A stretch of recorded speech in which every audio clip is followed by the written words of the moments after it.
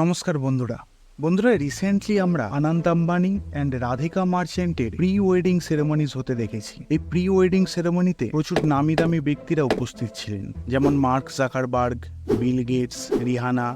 একটি রিপোর্ট অনুযায়ী এই প্রি ওয়েডিং সেরেমনিতে মুকেশ আম্বানি মোট 1260 কোটি টাকা খরচ করেছেন। হ্যাঁ, আপনারা ঠিকই শুনেছেন, 1260 কোটি টাকা। তবে একটা মজার ব্যাপার কি জানেন, এই 1260 কোটি টাকা মুকেশ আম্বানির মোট সম্পত্তির 0.1%।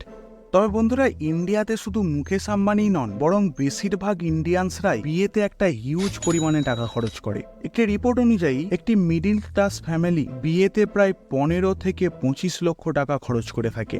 রিচ ফ্যামিলির কথা তো আমি ছেড়েই দিলাম, তারা তো আরও খরচ করে থাকে। বন্ধুরা, জানলে অবাক হবেন, ইন্ডিয়াতে অনেক ফ্যামিলিজ তাদের সারা জীবনের ইনকামে 20% একটা বিয়েতে খরচ করে ফেলে। আবার এমন অনেক ফ্যামিলিজও রয়েছে যারা তাদের সারা বছরের ইনকামের থেকেও বেশি টাকা বিয়েতে খরচ করে ফেলে। কিন্তু বন্ধুরা, আপনারা জানেন কি ইন্ডিয়ানসরা বিয়েতে এত টাকা খরচ করে কেন? এর পেছনে কি এমন কারণ রয়েছে? চলুন আজকের এই ভিডিওতে আমরা সেটা জানি।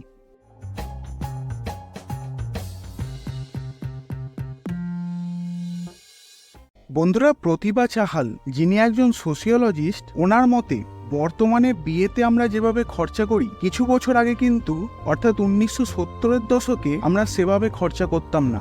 ওই সময় অনেক কম খরচায় ভালো করে বিয়ে হয়ে যেত। এমনকি 1970-এর দশকে বিয়ের অনুষ্ঠান শুধুমাত্র পরিবারের মধ্যেই সীমিত থাকতো, অর্থাৎ বিয়েতে পরিবারের লোক ছাড়া বাইরের কোনো ব্যক্তি আমন্ত্রিত থাকতো না। বিয়েতে পরিবারের লোকেরাই ঘর বাড়ি সাজাতো, রান্না বান্না করতো, খাবার পরিবেশন করত, সবাই মিলেমিশে কাজ করত। বন্ধুরা, আপনাদের ওই সময়ের একটা বিয়ের উদাহরণ দিই। এই হলো শ্যাম কুলকার্নি, আর এই হলো ওনার স্ত্রী। শ্যাম কুলকার্নি 1965 সালের ডিসেম্বর মাসে একটি মন্দিরে বিয়ে করেছিলেন।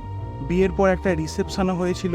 জানলে অবাক হবেন, এই রিসেপশনে মাত্র 25 জন আমন্ত্রিত ছিল, আর এই 25 জন ছিল পরিবারেরই সদস্য। বন্ধুরা, আশা করি আপনাদের মনে একটা প্রশ্ন জেগেছে। আপনারা ভাবছেন, আগেকার দিনে বিয়ের অনুষ্ঠানে পরিবারের লোক ছাড়া বাইরের কাউকে আমন্ত্রণ করা হতো না কেন? বন্ধুরা, এর পেছনে কারণ রয়েছে। এর পেছনে কারণ হলো গভর্নমেন্ট রেগুলেশনস। আসলে বন্ধুরা, 1965 ও 1971 সালে ভারত পাকিস্তান যুদ্ধের ফলে ইন্ডিয়াতে হঠাৎ খাবারের সংকট দেখা দেয়।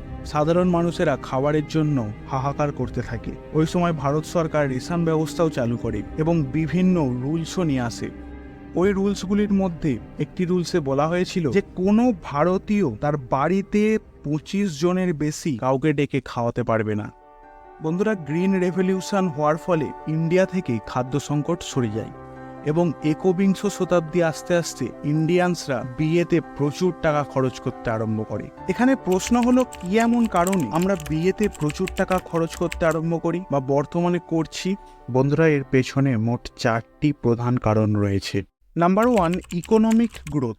বন্ধুরা, 1991 সালের আগে ভারতের অর্থনীতি খুবই নিয়ন্ত্রিত এবং কেন্দ্রীভূত ছিল, অর্থাৎ রেগুলেটেড অ্যান্ড সেন্ট্রালাইজড ছিল। যেমন একবার ইনফোসিসের ফাউন্ডার শ্রী নারায়ণ মূর্তি একটি ইন্টারভিউ বলেছিলেন, ওই সময় আমেরিকা থেকে একটি কম্পিউটার আনতে ওনার 3 বছর সময় লেগেছিল এবং প্রায় 50 বার ওনাকে সরকারি দপ্তরে যেতে হয়েছিল। বন্ধুরা, এর থেকেই বোঝা যায় ওই সময় ইন্ডিয়াতে কোনো বিজনেস করা বা প্রচুর টাকা ইনকাম করা প্রচুর টাফ ছিল। কিন্তু 1991 সালে ইন্ডিয়ান ইকোনমি লিবারালাইজড করার ফলে অনেক সরকারি বিধিনিষেধ সরে যায়। এর ফলে লোকেরা সহজেই ব্যবসা বাণিজ্য শুরু করতে পারে। এমনকি বহু বিদেশি কোম্পানি ইন্ডিয়াতে আসে বিজনেস করার জন্য। এই সবের ফলে কিছুদিনের মধ্যেই ইন্ডিয়ান ইকোনমি বহু করে গ্রো করতে থাকে।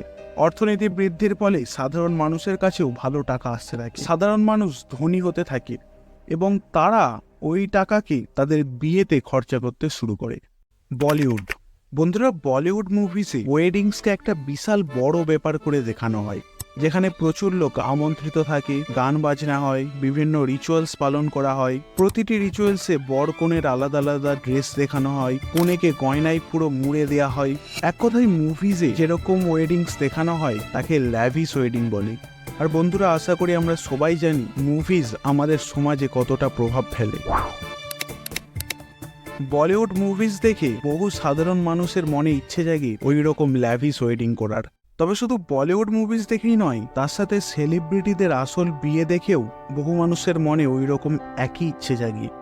যেমন 2018-র এই নিউজটি দেখুন। 2018-তে বিরাট কোহলি অ্যান্ড অনুষ্কা শর্মার বিয়ের পর দিল্লির চাঁদনি চকের একটি লেহেঙ্গার দোকান জানায় বেশিরভাগ কাস্টমার্স অনুষ্কা শর্মা বিয়েতে যে লেহেঙ্গা পরেছিল সেই রকম লেহেঙ্গার খোঁজ করে। এর পরের কারণ হলো সোসাইটি। বন্ধুরা, সমাজ এই একটা জিনিস যে যুগ যুগ ধরে আমাদের থিঙ্কিংকে, আমাদের মাইন্ডকে কন্ট্রোল করে আসছে। আমরা কি পরবো, কি খাবো, কি করব, এই সব কিছুই আমাদের সমাজ আগে থেকে ঠিক করে রাখে। আর আমরা বেশিরভাগ মানুষরাই সমাজের মতো করে জীবনযাপন করতে পছন্দ করি। সমাজ যেটা ঠিক করে রেখেছে আমরা সেইভাবেই চলতে পছন্দ করি। তাতে আমরা সুখে থাকি পাছে নাই থাকি সেটা বড় কথা নয়। আমাদের আসল উদ্দেশ্য সমাজকে খুশি রাখা। আর এই সমাজকে খুশি রাখতে পারলে সমাজে আমাদের নাম হবে, 2-4টে লোক আমাদের চিনবে। আর বন্ধুরা, এই সমাজকে খুশি করতে গিয়ে বহু মানুষ তাদের বিয়েতে প্রচুর টাকা খরচ করে থাকে। লাস্ট কারণ সোশ্যাল মিডিয়া। বন্ধুরা, বর্তমানে বাজারে একটা ট্রেন্ড এসেছে, সবাই এখন ইনস্টাগ্রামেবল বিয়ে করতে চায়। ইনস্টাগ্রামেবল বিয়ে মানে যেখানে বিয়ে হওয়ার আগে এবং বিয়ে হওয়ার পরে কিছু সুন্দর সুন্দর জায়গায় কাপলসরা অসাধারণ কিছু ছবি তুলবে, অসাধারণ কিছু রিলস তৈরি করা হবে এবং পরে কাপলসরা এই অসাধারণ কিছু ছবি এবং রিলসকে ইনস্টাগ্রাম, ফেসবুক এবং আরও অন্যান্য সোশ্যাল মিডিয়া প্ল্যাটফর্মে আপলোড করবে। এর ফলে ফলোয়ার্সও বাড়বে এবং ভিউজও বাড়বে। বন্ধুরা, এই স্টাইলে বিয়ে করতে গেলে দরকার হবে দুটো জিনিসের। একজন ভালো মেকআপ আর্টিস্টের, আর একজন ভালো ফটোগ্রাফারের। আর বর্তমানে ইন্ডিয়াতে একজন মোটামুটি ভালো মেকআপ আর্টিস্টের ফিজ 10,000 থেকে 1 লাখ পর্যন্ত হতে পারে এবং ভালো ফটোগ্রাফারের ফিজ 10,000 থেকে 2 লাখ পর্যন্ত হতে পারে। বন্ধুরা, বর্তমানে কিন্তু আপনি বেশিরভাগ বিয়েতেই এই ট্রেন্ডটা দেখতে পাবেন। তো বন্ধুরা, আশা করি আপনারা বুঝতে পেরেছেন যে আমরা ভারতীয়রা কেন বিয়েতে এত টাকা খরচ করে থাকি। আর ভিডিওটি যদি ইনফরমেটিভ লাগে তাহলে অবশ্যই ভিডিওটি লাইক করুন, শেয়ার করুন আর সাবস্ক্রাইব করতে ভুলবেন না। ধন্যবাদ।